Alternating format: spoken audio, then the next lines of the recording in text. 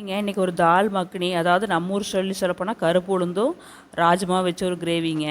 அது வந்து நைட்டே ஒரு டம்ளர் கருப்பு உளுந்து தோலோடு எடுத்தது, ஒரு டேபிள் ஸ்பூன் ராஜ்மாவே நைட்டே ஊற வச்சுருங்க. காலையில் ஒரு 5-6 விசில் கொடுத்துருங்க. அதை நல்லா கரண்டியில் மதிச்சு வச்சுருங்க. ஒரு பேன் அடுப்பில் வச்சுருங்க. கொஞ்சம் பட்ரு நெய் போட்டுருங்க. அது நல்லா மெல்ட் ஆனதுக்கப்புறம் பெரிய வெங்காயம் ஒன்று போட்டுருங்க. இஞ்சி குட்டி குட்டியாக கட் பண்ணது, பூண்டு கொஞ்சம் சின்ன சின்னதாக கட் பண்ணது, ஒரு தக்காளி நல்லா மிக்சியில் அடித்து சேர்த்துங்க. கொஞ்சம் மஞ்சத்தூள், மிளகாத்தூள், மல்லித்தூள் போட்டுருங்க. நான் அதுக்கு பதிலாக சாம்பார் தூள் போட்டுருக்குறேன்.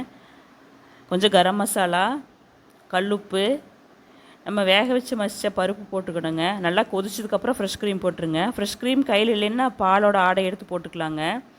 கொஞ்சம் பட்டர் போட்டுக்குங்க. நல்லா மிக்ஸ் பண்ணிடுங்க. ஓரளவுக்கு நல்லா கொதிச்சதுக்கப்புறமா நம்ம கசூரி மேத்தி போடுவாங்க, வெந்தயக்கீரை. நான் அதுக்கு பதிலாக மல்லித்தலை போட்டேங்க. அவ்வளோதாங்க, நம்மளுடைய தால் மக்னி ரெடி. இதுக்கு மேலே கொஞ்சம் பட்டர் ஃப்ரெஷ் க்ரீம் சேர்த்துக்கணுங்க.